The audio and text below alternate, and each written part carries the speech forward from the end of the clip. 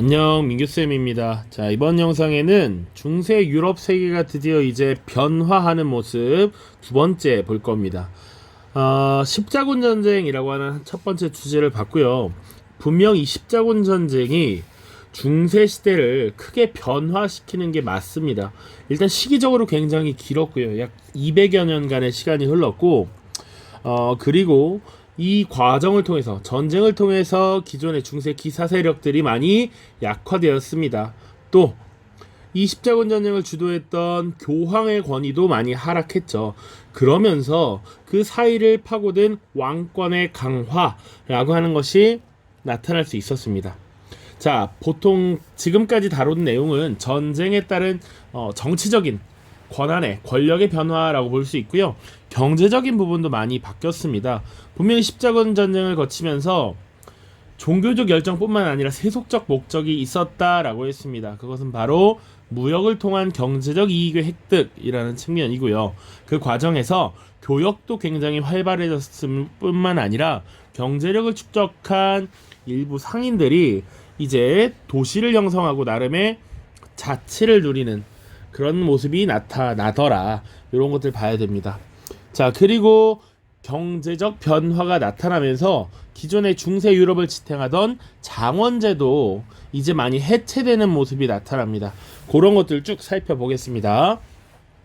첫 번째 주제는 교역의 발달과 도시의 성장입니다. 자, 왜 교역이 발달했으면 도시가 성장했는가? 간단하게 배경은 이렇게 정리를 해보면 좋을 것 같아요.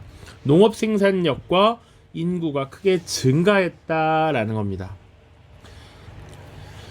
자, 일단 기술의 발전으로 농기구가 많이 개량이 되는 것이죠. 그래서 실질적으로 사용할 수 있는 이 농기구들 중에서도 무거운 쟁기 같은 것들이 활용되기 시작합니다.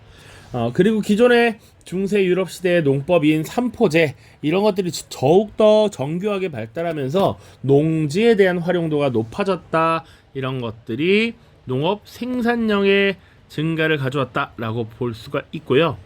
자, 그리고 이러한 생산력이 늘어난다라고 하는 것은 안정적으로 인구를 부양할 수 있는 능력이 늘어났다라는 뜻합니다. 그래서 자연스럽게 인구도 또 증가합니다. 또 조금 더 나아가자면 교회, 특히 시토교단이라고 하는데 이 수도원과 교회 일부가 열심히 노동할 것을 굉장히 강조해요. 특히 시토교단은 황무지 개간을 강조합니다. 그러다 보니까 농지가 늘어나게 되고 인구가 증가하는 것은 어떻게 보면 자연스러운 역사의 발전 단계로 들어가는 것이다.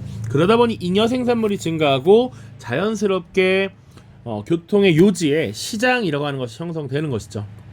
또 두 번째는 십자군 전쟁을 거치면서 원거리 무역이 활성화됐다라는 것, 그리고 교역의 규모도 확대되면서 시장을 중심으로 하는 상공업 도시들이 많이 발달했다라는 겁니다. 그래서 밑에 그 양상들이 나타나요. 자, 그래서 교역이 발달하면서 일정한 교역이 나타나는 교역권이 크게 세 가지로 나타납니다. 첫 번째는 바로 지중해 무역권이에요. 우리 지중해라고 하는 바다는 잘 알고 있듯이 유럽의 남부, 아프리카의 북부에 갇혀있는 로마의 호수라고 불렸던 바다이죠. 이 지중해를 중심으로 교역을 했던 여러 도시국가들, 상업도시국가라고 해도 되고요. 베네치아라든지 제노바 이런 도시들이 있습니다. 특히 이 베네치아는 우리가 지난 십자군 전쟁에서도 다뤘죠. 4차 십자군 당시에 이 베네치아가 사실상 십자군의 뒤에서 배후를 조종해서 예루살렘과 같은 성지 회복이 아니라 비잔티움 제국의 콘스탄티노폴리스를 공격하도록 했다. 이런 이야기를 했습니다. 자, 그래서 동방무역으로 번영을 했다라는 것. 그리고 이 다음에 신항로 개척 이후 무역의 변화 양상 볼 건데요. 이것도 이제 교역과 관련이 있는 부분이니까 또 자세히 볼 기회가 있을 것 같습니다. 자, 두 번째 또 다른 도시는 피렌체라든지 밀라노 같은 도시들은 금융업, 직물업으로 번창했다라고 되어 있어요. 피렌체 마찬가지고 금융업이라고 하는 건 보통은 돈을 빌려주고 그리고 그 이자를 통해서 이윤을 얻는 것이죠. 그리고 좀 더 뒤에 나가면 이제 어음, 보험 이런 것도 나타나는데 그런 것들에 대한 선구적인 모습이 이때 나타난다라고 보시면 됩니다. 그리고 패션쇼로 유명한 밀라노 같은 도시, 애초에 직물업이 번창했던 도시이기 때문에 이런 의류 산업이 같이 발달할 수 있는 것이죠. 자, 그래서 첫 번째 교역권 하면 바로 지중해 교역권입니다. 오른쪽 지도에도 보시면 나타나지만 주로 이탈리아의 주요 도시 국가들이 중심이 돼서 지중해 지역을 무역의 주 무대로 삼았다라는 것이고요. 이들이 또 롬바르드 동맹이라고 하는 것을 결성했다라고 하는 것도 하나의 특징이 될 수 있습니다. 롬바르드 동맹. 자, 그리고 북유럽 교역권은 주로 리베크, 함부르크 같은 북독일 지역의 도시가 한자 동맹을 결성했다라는 것입니다. 자, 한자 동맹의 결성 여기 지도에 나와 있는데 주로 이쪽에 북해와 발트해 연안의 무역을 주도했던 세력들이다라고 하면 되겠고요. 이들이 경제적 이익과 안전 이런 것들을 보장하기 위해서 서로 힘을 합쳤다라는 것이죠. 경제적 이익을 도모하는 이익과 안전이라고 보시면 되겠습니다. 자, 그래서 지금 지중해 무역권에서는 롬바르드 동맹이, 그리고 북독일 도시 북유럽 교역권에서는 한자 동맹이 결성되었다, 이런 것들 나옵니다. 자, 또 이거는 상식적으로서 베크, 부르크라고 하는 것은 보통은 이런 표현입니다. 이렇게 표현이 되는데 요것은 독일어로 지금 성체, 성벽을 의미해. 그러니까 성으로 둘러싸여 있는 도시를 의미합니다. 성 안에 도시들. 그래서 뒤에 이런 표현들이 붙으면 이게 도시구나 이렇게 표현하면 됩니다. 지금은 토트넘에 있지만 예전에 손흥민 선수가 독일 지역에서 처음 뛰었던 팀이 함부르크죠. 리베크 뒤에 종교개혁의 아우그스부르크화이라는 거 나오거든요. 그런 것들이 다 도시를 의미하는 거구나. 이건 상식적으로 알아두면 좋겠습니다. 자, 그리고 그 북쪽에서는 한자 동맹, 남쪽에서는 롬바르드 동맹이 결성돼서 각각의 교역권을 형성했습니다. 요것을 이어주는 것이 바로 여기 가운데 쌍파뉴 지방이었습니다. 이 지역의 상인들이 중간에 모여서 교역을 했다라는 것이죠. 쌍파뉴 지방, 지중해 무역과 북방 무역을 연결하는 정기 시장이 형성되고 발달했다. 이런 것이 특징이 되겠습니다.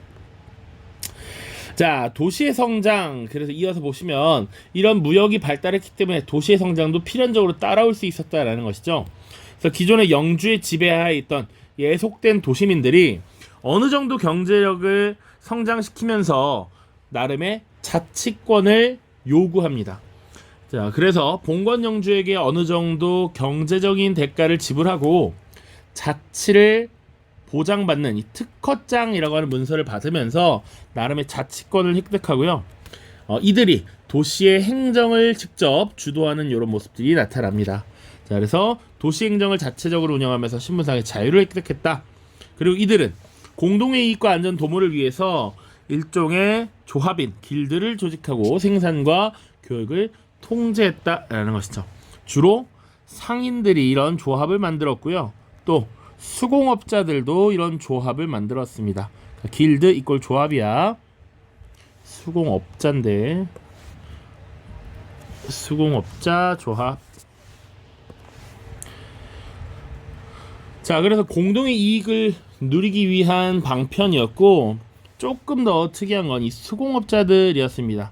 자, 물건을 만드는 사람들이고 이 수공업자 조합의 구성은 대략 장인들로 물건을 가장 잘 만드는 상위의 수공업자들을 장인이라고 했는데 이 장인들을 중심으로 보통 수공업자들의 모임이 만들어졌다. 그 밑에 물론 도제들이 있고요. 그 밑에 직인들이 있습니다. 이게 나름의 이 서열, 계급이라고 보시면 돼. 그래서 어느 정도 기술이 성장한 도제 세력은 자신들의 실력을 인정받고 나중에 경력을 쌓은 뒤에 자신의 걸작 마스터피스를 만들어서 장인의 직책에 올라가야 하는데 이 장인들이 사실은 자기들끼리 결탁해서 폐쇄적인 사회를 이루었다라는 것이 있죠. 그래서 장점도 있고 사실 단점도 있다라는 겁니다. 그것을 밑에 지금 써놓았는데요. 수공업자 길드에서 있었던 규정입니다. 길드에 가입해야만 가게를 영업할 수 있다라는 것이죠. 가입하지 않으면 영업할 수 없다. 정해진 가격으로만 받는다. 새로운 생산 기술은 길드의 승인을 받아야 한다. 분명히 이런 상인조합, 수공업자 조합들은 그들의 이익을 위해서 하는 것입니다. 분명 긍정적인 영향을 갖고 왔을 거야. 그런데 사회 전체로나 개인으로 따졌을 때는 이것이 부정적인 영향을 미쳤을 수도 있다라는 것이죠. 그런 것들을 여러분들이 생각을 각각 작성을 해보시면 되겠습니다. 자, 오른쪽 이제 장원제와 농노제 해체 살펴볼 텐데요. 장원제라고 하는 것, 중세 유럽 사회를 지탱하는 경제적인 요소였는데 이것이 점차 해체되고 없어지더라.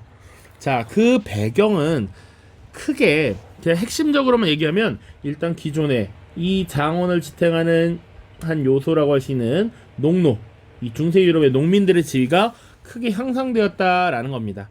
그럼 왜 당시 농민들, 농노들의 지위가 향상되었느냐? 여러 가지가 있는데 첫 번째는 화폐 경제가 발달했다라는 겁니다. 교역이 늘어나면서 화폐를 통해 거래하는 것이 늘어났어. 그러다 보니 이 지대를 납부하는 방식이 변화합니다. 지대는 말 그대로 땅을 빌려서 농사짓는 땅에 대한 사용료야. 땅에 대한 사용료라고 생각하시면 되는데 원래 그러면 이 지대를 어떻게 납부했느냐? 농노들은 영주가 가진 장원에서 땅을 가지고 농사를 지었습니다. 그 대가로 보통은 영주의 지경지를 일주일에 이틀 혹은 3일씩 가서 농사를 지었어. 원래는 그래서 이것을 노동지대 혹은 노동납이라고 표현합니다. 그런데 이 노동지대가 화폐납 혹은 현물납으로 바뀌어. 왜? 화폐를 가지고 거래를 하는 거야. 화폐와 현물을 가지고 거래를 하기 때문에 당장 사용할 수 있는 현물들, 팔 수 있는 혹은 화폐가 필요한 것이지 내 땅에서 농사 짓는 게 그렇게 큰 의미가 없어. 이런 것들 바로 가져오는 게 훨씬 좋아. 그런 얘기입니다. 그러다 보니까 점차 부역이 소멸해. 왜? 기존의 농노와 농민들은 농사를 짓지 않고 그냥 돈만 납부하면 되는 거야. 굳이 내가 힘들게 쟤네 땅 가서 하는 게 아니라 내 땅에서 열심히 생산하면 돈을 주고 영주에게 그 대가를 다 하면 되는 겁니다. 물론 영주는 그 돈을 받고 또 다시 사람을 고용해서 농사를 지을 수도 있겠죠. 오케이? 자, 그리고 전반적으로 곡물 가격이 상승합니다. 인구가 늘면 수요가 느는 것이기 때문에 곡물 가격이 상승하고요. 화폐 유통이 많아지고 곡물 가격은 상승하면서 화폐 가치가 떨어집니다. 오히려 그래서 농민의 경제적 지위가 상대적으로 올라갑니다. 자, 곡물 가격이 올라가면 이 생산을 통해서 벌 수 있는 게 많아지니까 농민들을 더 대우해줘야 된다라는 거야. 이 농민이 경제적 지위가 상승했던 배경엔 또 하나가 있는데 흑사병이라고 하는 것이 퍼졌다라는 겁니다. 흑사병은 중세 이제 14세기경에 쭉 전개된 전염병인데 대략 유럽 인구의 3분의 1 정도가 죽었다라고 보고 있습니다. 인구가 크게 감소하면서 노동력이 부족해지고 이러다 보니 농민들은 사실상 더 좋은 훌륭한 대우를 받게 된다. 임금이 상승하고 경제적 지위가 상승하고 있다라는 것이죠. 자, 그 결과 농노들은 신분이 해방되거나 혹은 아예 자영농민으로 변모하는 것이죠. 그러다 보니 이 봉건영주의 예속하에서 농사를 짓는 이런 장원의 시스템이 무너진다. 농민들의 지위도 상승하고 또 사실은 누구의 지위도 상공업자들도 사실은 돈을 납부하고 자치권을 획득하는 모습이 나타나기 때문에 이런 장원제가 더 이상 운영되기 어려웠다라는 것이죠. 그럼에도 불구하고 자신의 지위를 유지하고 싶었던 이 사람들은 기존의 봉건제를 유지하기 위해서 농업에 종사하는 농민들을 강제로 자기 땅에 묶어두려는 이런 모습이 나타납니다. 그래서 영주가 지경지를 확대하고 농노에게 이런 부역을 강제하는 모습이 나타나. 그러다 보니 이에 대한 반발로서 농민봉기가 일어날 수밖에 없고요. 그래서 일어난 사건이 프랑스의 자크리의 난, 영국의 와트 타일러의 난이라는 것이 있습니다. 자, 그래서 지금 장원제와 농노제 해체를 쭉 보고 있는데 이 내용 자체는 역사 전개에 있어서 굉장히 중요합니다. 그런데 사실은 인과관계나 이런 걸 묻기가 딱 떨어지지 않아서 출제되기는 사실은 어려운 부분이 있어요. 굳이 출제된다. 라고 하면 이 두 사건을 중심적으로 물어봐요. 장원제 해체 과정에서 농민봉기가 발생했다. 자크레난, 와트타일러난. 심지어 영국과 프랑스라고 하는 나라에서 지금 이런 반란이 일어났는데 이 반란이 일어난 두 시기가 모두 100년 전쟁의 중간에 딱 들어가는 시기입니다. 100년 전쟁은 다음 영상에서 다룰 건데 1337년에 시작해서 1453년까지 이 100년이 넘는 기간 동안 전쟁이 치러집니다. 이 전쟁이 역시 영국과 프랑스가 전쟁을 벌인 것인데 이 전쟁 중간에 지금 자크리, 타일러라고 하는 농민들이 반란을 일으켰다라고 하는 것이죠. 그렇죠? 자, 밑에는 이제 흑사병과 관련된 자료를 쭉쭉 갖고 왔습니다. 그래서 여기 흑사병은 남녀노소 신분을 가리지 않는다는 내용을 묘사한 그림이에요. 그래서 제후들, 심지어 교황도 흑사병에 걸릴 수 있다라고 하는 거야. 누구나 흑사병에 걸릴 수 있다. 그만큼 많이 퍼진 병이라는 것이죠. 그리고 이 오른쪽은 영국의 곡물 가격과 임금의 변화인데 1347년 흑사병이 등장했다라고 기록이 나와. 그 흑사병의 창궐 직후에 농민들의 임금이 어떻게 올라갔는가? 농민들이 너무 많이 죽다 보니까 농민의 대우가 높아졌죠. 농민을 잘 대우해줘야 되니까 이 장원에서 농민들에게 부역을 강제하기가 어려웠어. 그만큼 모시기 어려운 분들이거든. 곡물의 가격도 당연히 이렇게 상승할 수밖에 없었다라는 것이죠. 물론 그 이후에 조금씩 등락은 있지만 흑사병 창궐 직후에 농민의 임금, 대우, 처우가 굉장히 높아졌다. 곡물가도 높아졌다라는 것이죠. 자연스럽게 농노들이 장원으로부터 떨어져 나갈 수 있는 자유가 생길 수 있었던 틈이 이때 생겨났다라는 것이죠. 자, 그래서 밑에 존 캐리라고 하는 인물이 쓴 글에 흑사병이 지금 어떤 영향을 미쳤는가 써 있습니다. 그러니까 한번 읽어보시고 이런 흑사병이 유럽에 어떤 변화를 가져왔는가 이것을 쭉 작성을 해보시면 되겠습니다. 관련된 문제 풀고 마무리 짓겠습니다. 자, 교재는 96쪽입니다. 96쪽 세 문제만 풀면 되겠습니다. 자, 2020년 수능 8번 문항입니다. 밑줄 친 동맹에 대한 설명으로 옳은 것은 자, 리베크라고 하는 도시 나왔네요. 그리고 함부르크. 이런 도시들은 여러 도시들과 다음과 같은 내용으로 동맹을 체결한대요. 우리 사실은 요거 키워드들로만 알 수 있으면 더 좋습니다. 이미 밑에 내용은 우리가 다루지 않았지만 이 키워드들, 도시들에 의한 동맹, 바로 한자 동맹입니다. 한자 동맹, 이들이 북독일, 북유럽 교역권에서 활약했던 도시들이죠. 그래서 북해, 발트해 연안의 무역을 독점했다. 또 하나 도시 뭐가 있을까? 그러면 브레멘 정도 하나만 더 기억해 두셔도 괜찮습니다. 알겠죠? 그래서 정답은 바로 2번이 됩니다. 발트해와 북해 무역을 주도했다. 1번 동인도 회사를 설립하였다. 이것은 굉장히 많은 나라에서 이제 추후에 동방 무역을 주도하기 위해서 설립하는데요. 대표적인 나라들은 뭐 영국이 있고요. 네덜란드도 대표적입니다. 동인도 회사 하면 이 두 나라가 특히 대표적. 자, 3번 정크선을 이용하여 아라비아와 통상하였다. 이런 정크선은 중국의 무역과 관계가 있습니다. 중국.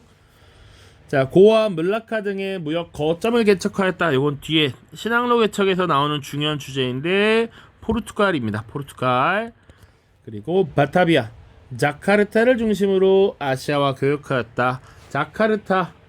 그리고 인도네시아죠.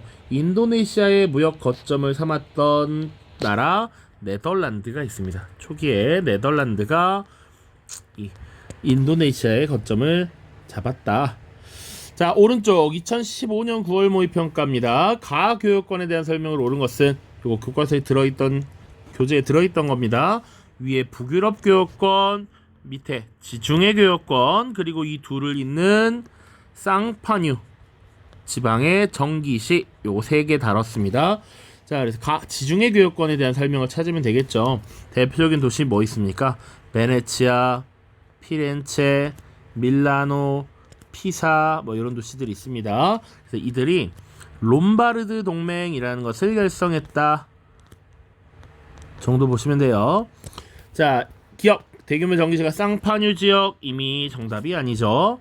니은 향신료가 중요한 거래 품목 중 하나였다. 맞죠. 주로 동방 지역으로 무역을 한다라는 건 핵심은 보통 향신료 무역이었죠. 혹은 중국 지역에서 들어오는 실크와 같은 면직물, 도자기 이런 면직물을 비롯한 사치품들이었습니다. 니은 정답이고요. 디귿 십자군 전쟁을 계기로 교역이 번성하였다. 이것도 맞는 설명이죠. 십자군 전쟁을 거치면서 동방 지역으로 더 활발하게 무역을 추진했으니까. 여러 도시들이 참여 한자 동맹을 결성하였다. 이것은 북독일 지역의 북유럽 교역권에 해당하는 도시들이니까 정답은 3번 니은 디귿이 되겠네요. 자, 오른쪽입니다. 가단체에 대한 설명으로 옳지 않은 것은 너희도 작품에 인정받으면 장인이 되어서 가회원이 될 수 있을 거야. 가는 지금 수공업자 조합 길드를 말하는 것이죠. 수공업자 조합